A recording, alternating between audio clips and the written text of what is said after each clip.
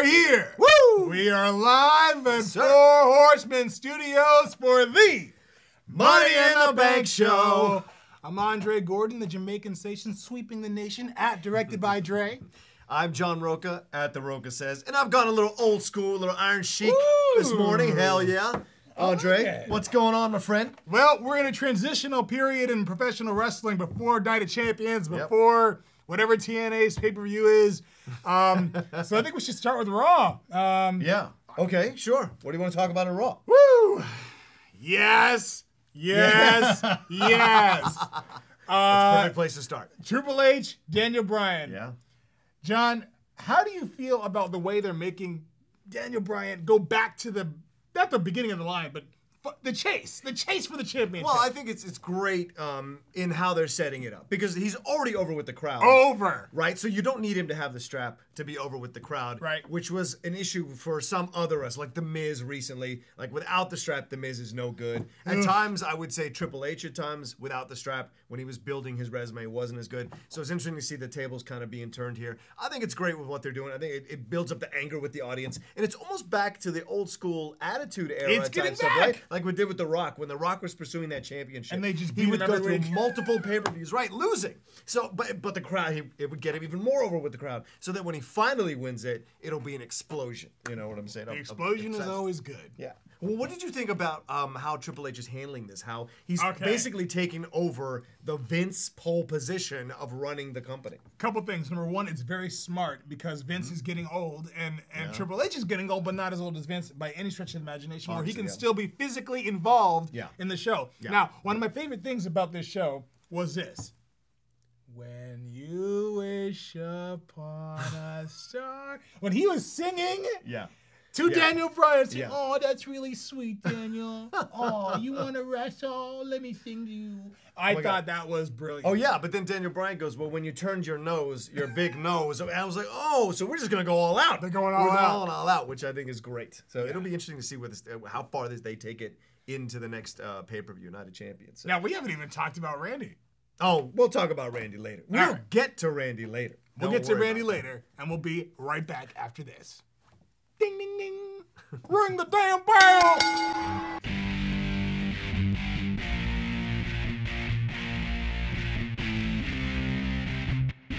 All right, everybody, welcome back to the Money in the Bank show. We're moving on to both our favorite wrestler at this point, CM Punk, and his program that he's having with Paul Heyman, and ... Yeah, Curtis Axel as well.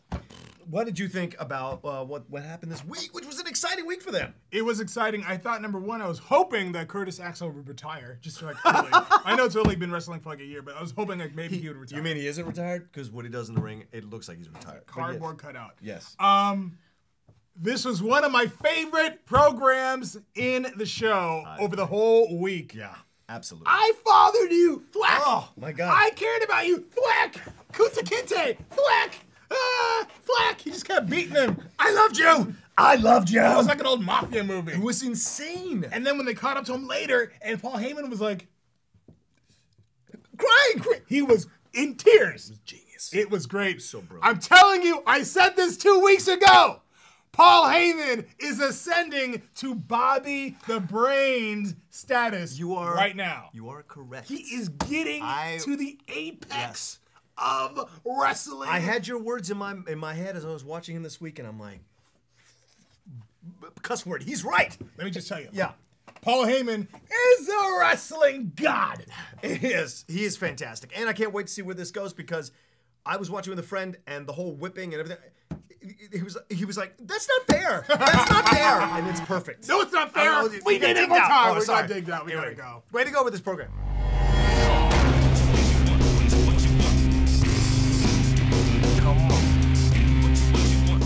We are back to talk about Rob Van Dam. I almost got a cramp. The whole effing show. The whole effing show. And and Ricardo. Alberto Del Rio.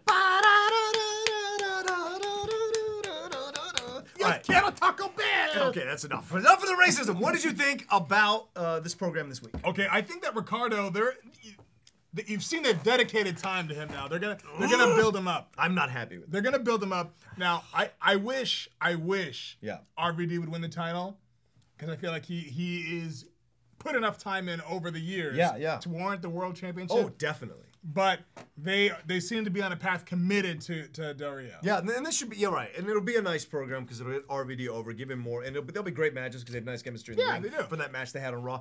My thing is, why do we need Ricardo? Why is Ricardo on the RVD tip at all? Since when does RVD need someone else to help him win matches? Not since ECW and Paul Lee did he need that stuff. No, you're right. So to me, I think it's kind of undercutting his value a little bit, and it's not. I know they need it for the storyline, but I just hate that it's in there. For the storyline, you know, as you said, Ricardo is going to turn on RVD to help Del Rio win and unify the Latino nation once again. Right. Can we talk about the fact that Ricardo barely can speak Spanish, and he's talking about his people and whatever? Like, to me, as a Spanish speaker and native, it was a little hard to hear him speaking Spanish and hear that gringo accent in the Spanish. So, I mean, I don't know how much he represents, but I love the angle that Del Rio is representing, the people, Finito the Latinos. Bello, we'll be right back. Adios.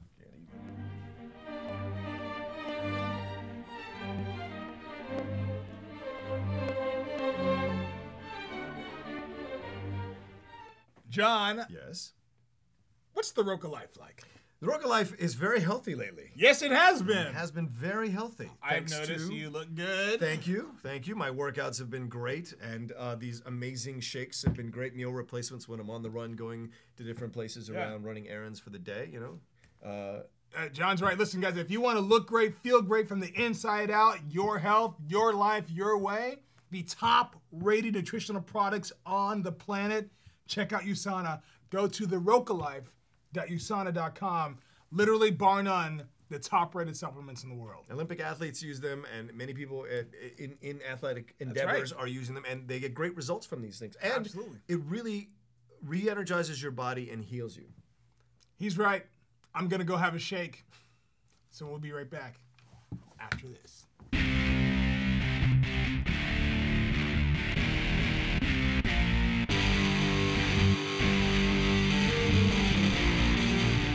Greetings, I'm the Professor with your Move of the Week. Assisting me this week from Iceland is the Blonde Mamba, and as always from the island of Tonga, Matt Practice.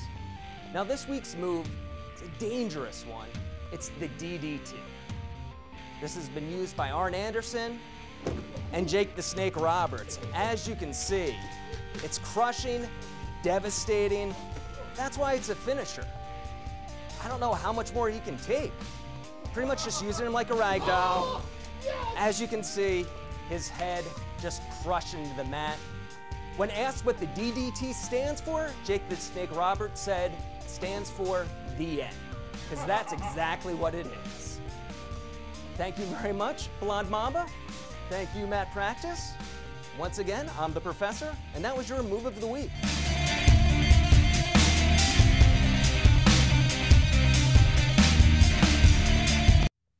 Welcome back to the Money in the Bank show. We are moving on to the champion, Randy Orton, the Apex Predator, the Viper. What did you think of his stuff this week, brother? Okay, I'll say it again. I say it every week. Randy has always been one of my favorite wrestlers. I love that he's a heel again. Yes. I'm curious to see how they progress with him in this corporate champion type of role. Right. He's not been known as a good group member, you know? Even when he was in Evolution and all these different groups, he always found a way to kind of stand out or stick out or go against the rules. At least that's how the storyline would develop with him. And it's interesting. And I love what Daniel Bryan did calling him pretty. I mean, that's hilarious. It is. Twinkle toes. Yeah, the whole thing. The whole thing. And then Triple H giving him an Escalade or whatever. It was so weird. It's not an Escalade. Or what is it? It's a Yes-Escalade. Oh my God. That's right. That's right. Yes. All over the Escalade. Yeah. Randy's a fantastic wrestler. We love him on the show. He does a great program, does great stuff in the ring. So it's interesting. It'll be interesting to see how they develop this with Triple H, because like, it doesn't strike me he's the kind of guy that can. I want him to go full heel, Yeah, kicking yeah. people in the face, Yeah. breaking people's necks. Yeah, and then they threw in the Shield, which kind of dilutes this whole thing going on, because it seems like Randy needs all this protection. If you're the apex predator, you don't need all this protection. No, you don't. But in every other case, always use protection.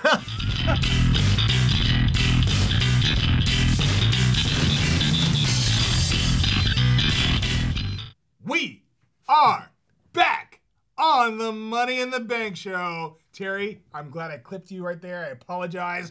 But I'm so excited about Christian. Christian. A lot of people believe in Christian. Listen, Christian is the MVP of both shows right now, in my opinion. Yes, he is. He's so fantastic. They gave him a shot at Del Rio and a shot at Orton. They put him in the ring with both champions. That's fantastic. He's good enough to handle it. You know? And they're long matches. He long. carries them. They have great story. I mean, I'm just amazed at how great he is at this age still, and he's telling great stories. And what he does in the ring, the ferocious moves, like they're just like throwing him off he takes them too, takes it. getting pushed off the top rope. I mean, slamming Del Rio off his back off the top rope. It's just fantastic stuff, man. You know, do you think he's going to be that guy that helps put people over, or do you think he's actually going to get a legitimate push? I think he's going to get a legitimate push, and he serves a great role in the company right now because his matches are so engrossing, and they bring out the best in the champions. It puts them over even more and gives them great work in the ring. You know what I'm saying? And so I'm so happy that he's getting the shots that he's getting, and I hope he does get the championship, even for a little bit. Like that one time when he won it for like 35 seconds or something like that and lost it, or for a night and lost it. I would like to see that happen. I think he deserves it. I agree. I'm with you, man. Yeah. Because I'm Christian. And I would love to see him. Okay. Fair enough. Take it home. We're open to all denominations to watch the show, though, but you know, it's great. How do you say goodbye in in what? How do Jewish people say goodbye? I don't know. Shalom. I thought it's hello. Oh. Well, we'll be back.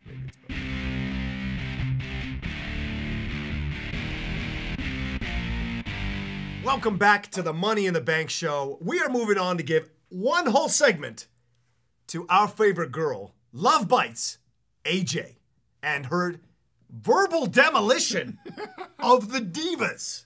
What did you think of everything she had to say in that promo on Raw? I think my voice just cracks. I'm going through puberty at the age of 34. And I think that AJ basically came out with like an Uzi. Yes! Or like in Contra, that spread machine gun. And just like Contra, she just killed all the Divas at once. And laid them out. But or Call of Duty to make it more topical. Yes, go ahead. Yes. Speaking of duty. So AJ was very reminiscent of CM Punk's. Yes. Shoot. Yeah. It's like they're making her hardcore. Yeah, the bomb. Yeah, absolutely. I agree with you. But that's actually a great connection. It's true. And she almost single-handedly destroyed the Total Divas show. It was so I was shocked that they let her do that promo and that she went to the extent that she did, because she basically destroyed every storyline on the show. Made fun of every storyline in a way that you'd be like, oh yeah, why am I watching that show? These storylines are kind of ridiculous. And it was so dangerous. When she said not everybody had to suck up to get to where they are. What? Who was that? Was that to the Bellas? I think it was to the Funkadactyls, which is insane. But the Bellas, I think, the Bellas kind of killed it because they were talking all through it. The whole thing! Let AJ do her thing. You will get your shot. I'm sorry, we're getting dinged out, but it just drove me nuts. I agree. You get your shot already. Let AJ talk. It helps the whole program.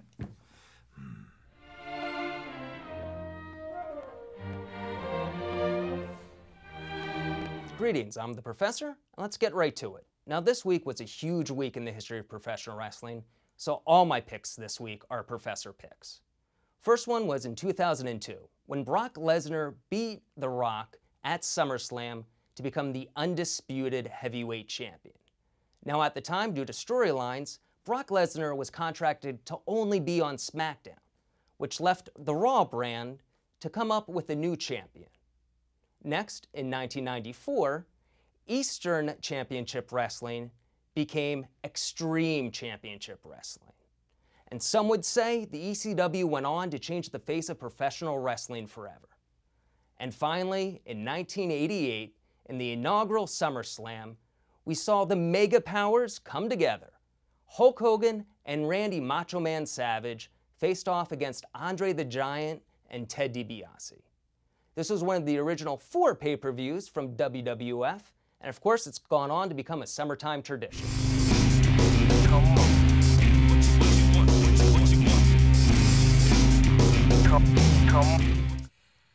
We are back on the Money in the Bank show Yes. to talk about TNA. Yeah. TNA has gone from a roster of 65 down to 42. Yep.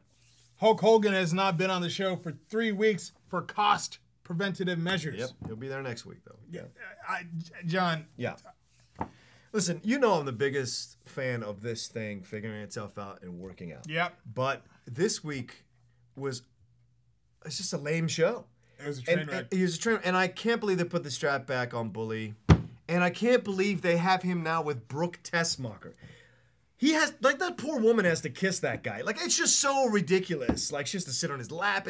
It's more of the destruction of, like, there's only 3 divas left now. And it was such a great division. And now it's just ODB, Gail Kim, and Mickie James. Yeah, Tara's gone. Tara's Velvet Sky, you haven't seen her. She's gone. SoCal Val's gone. SoCal too. Val is gone too, right? And now you've got it's just so bad. And what was nice is having AJ Styles come back, phenomenal AJ Styles to come back and be himself again and be part of the main event Mafia. That was a good match with Aces and Eights. But throughout the program, people were missing spots all over the place, and you don't ever see that on WWE. It's like you have to talk about it when it happens because it's Right. rare. And now Devon's gone too. Yeah, Devon now just Legitimately is out of the TNA. You mean the one black guy in Aces and Eights got knocked out, and all the other useless white dudes are on there? It's just ridiculous, man. You know, All right. I wish they'd work. Anyway, I'm mad. TNA's a dumpster fire. We'll be right back. Work on it. Yes.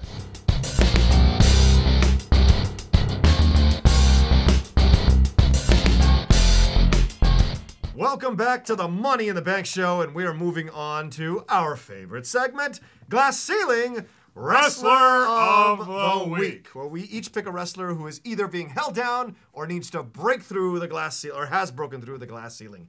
Andre, who's your wrestler? My glass ceiling wrestler of the week are 3 wrestlers that package themselves together as one. The Shield. The Shield. The Shield has denigrated themselves into a bunch of buffoons. They have now their security for Triple H and Randy Orton. You may as well go work at a mall with a little scooter because that's all you are. Security. Right. Weren't they invading? Now they're security. It was the best thing going this year, and they've turned it into watered down Kool-Aid. And if you ever had watered down Kool-Aid, you know it is not good. Right? Yes. Purple drank. Yeah. Shield, get your game up. John. Yeah. My wrestler of the week is Diamond Dallas Page, DDP. I don't know if anyone else saw the Real Sports with Brian Gumbel piece that did, but DDP is doing a thing called DDP Yoga, Yep. which is amazing that he's discovered and kind of incorporated yoga techniques with wrestling moves to create this whole program. Yeah. He charges $100 a pop. He's sold 50,000 of them. What? And he has helped 2 really prominent wrestlers, Scott Hall and Jake the Snake Roberts, recover from alcohol and drug addiction. Yep. They've lost 30 to 60 pounds each, and they are living a life that is more open and free and healthier, and it's amazing. I think if he can keep this program going, he can help a lot of wrestlers, and the reason he started it is because 1 in 4 wrestlers were dying from their usage of prescription pills and drugs and the road travels that they had to do, the strain on their body. Let's get him on the show. Yeah, I would love to get DDP on the show. DDP! And DDP Yoga, go to that website. If you love that stuff, join it and buy it. So he's my wrestler of the week. Come feel the bang, DDP. Bang!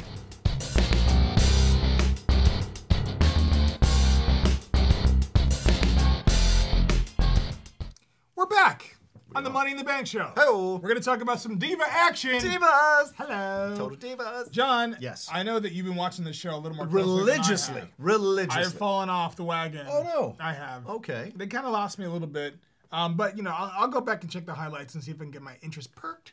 But what did you think about the last show? That was a good show. It was good going along with the story. There was some interesting new storylines. They introduced the Natty and her fiance TJ from last week. You know, we all know them, Tyson Kidd. She needs to dump his ass. I'm telling you right now, girl, I know you might not watch this. You need to dump his ass. 10 years and he ain't married you, and then he, on your birthday weekend, he wants to go hang out with his family? What the heck? Dump this fool. Go with that trainer who was hitting on you and wants to go out with you and you've known you for years. Natty, you need to dump that fool. Let me tell you. 10 years. I know dudes, and she had lunch with like his mother and sister, and these like portly women are telling her how to live her life and that she should be having children, and nothing matters more than family. Man, shut the hell up. All right, seriously, move on. And the other Maybe he's thinking, why buy the milk? Want to get the cow for free? and she should stop giving it to him for free. Right. And the other thing, the Bellas going on, and they had the fight between the Funkadactyls, which was all right. It was cool. But it's interesting to see the behind the scenes machinations because Stephanie got involved, and Stephanie was like, "We don't do. You need to be professional." It was interesting to see that kind of thing. Yeah, what did you think about Stephanie's whole take on it? Yeah, I loved it. I think Stephanie should be in the show more. Honestly, she's Less raw, more. yeah, and you get the stuff behind the scenes. And listen, let's talk about one last thing. Bella, Nikki's an idiot. Like, it was Nikki or Bray, I can't tell. They're twins, right? They pointed the picture of Stalin, Roosevelt, and Churchill at that summit. She didn't know who Roosevelt was. She didn't know who Churchill was. She was guessing. On that note, Cena, what are you doing with that woman? well, it is Cena, isn't it? We'll be back after this.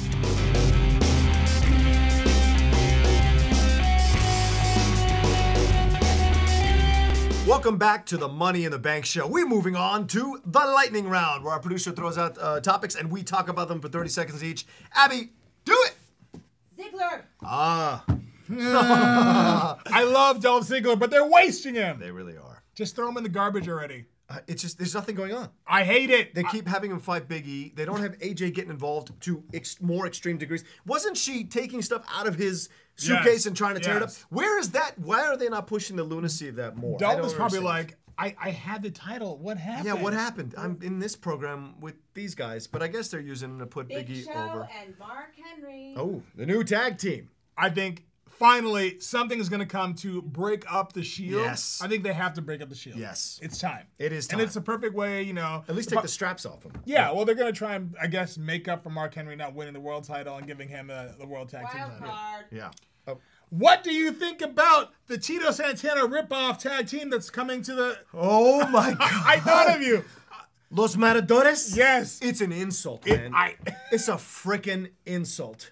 It really is. I was watching it last night. I almost threw my remote control at the I television. couldn't believe it. I was like, John's going to have a So, corner. I'm Latino. If you haven't heard that already watching the show, like, that's an insult.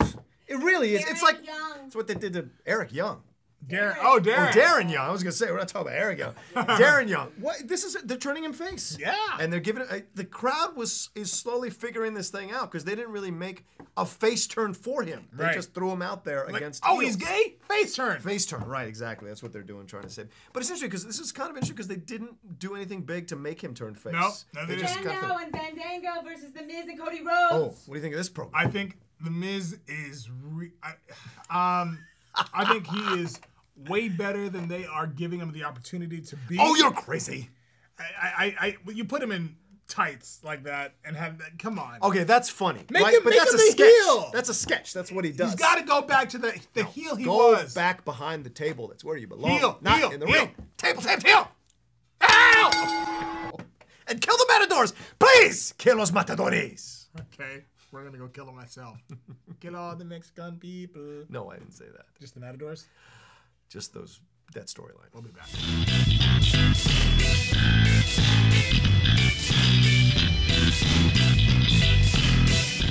We are back for the final segment of our show. Damn The it. Rocorant Yes. and Direct to You, where we speak directly to one particular or one group of wrestlers in professional wrestling. Right. John Stephen Roca. Yes. Who are you ranting to? I am ranting about or to Triple H. I read a fantastic article, which we're going to put on our Facebook page. We're going to link to it, from Grantland.com, where the Masked Man, who's one of my favorite internet columnists on wrestling, interviewed Triple H with Bill Simmons, and it was like the 2 huge pages of questions and conversation. He talks about behind the scenes and in front of the camera, what happens, what goes on, what the machinations are, of how they figure out how this all works, and they talk about the new performance center. However, what Triple H says in this interview, which really grates me, is that he's like, it wasn't my choice to be in front of the camera this time around. I actually don't like being in front of the camera that much. It's kind of exhausting. Everyone knows your ego. Everyone knows you want to be part of programs. You could have handled this current program over to Brad Maddox. It would have worked just as well, but you felt you needed to be in charge with control. And the thing is, creative is the one that comes up with this. You know who creative is? Your wife. So really, what are we talking about? Just own up to it. You do like being in front of it, just like Hogan did. There's nothing wrong with it. Just own it. You'll get more traction that way. So, but it's a great interview. Read it. It's fantastic behind-the-scenes stuff. So he's my wrestler of the week. Well, that's our show, guys. That's our rant. Oh, I'm sorry. We'll see you next week. No. Go. Okay. You take a minute. It's our show. You can go as long as you want. My direct to you is directed to two people, two icons of professional wrestling. Number one, Hulk Hogan. Number two, The Rock. The Rock has now stated, he won't come out and say it, but it could be that match with Cena was his last match ever. Wow. He potentially will not be at WrestleMania due to his schedule and the injury. And, I think he maybe also senses that the crowd is no longer enveloped by him. Yeah. They know that he's a part-time guy, and when you're on icon status, you can't be a part-time guy. No, they booed him when the 2K14 came out. I know. Yeah. And number two, Hulk Hogan. Hulk Hogan's contract is up in a few months with TNA, and there are rumblings that he could be returning to the WWE in some capacity. Hogan, if you come back to the WWE, you're bringing it full circle. I think right now, you and TNA is a waste. Come back home. And lead the Shield in the new NWO. I'm coming home. Oh my God. And we're going home. You guys, that's our show. Thank you so much for watching. Thanks for watching, We'll guys. see you next week on the Money in the Bank show. Now, before we go, can you push my chair this way so I can find a way I have to get out first. Okay, you get out first. And then not knock over the... Yeah, because last time...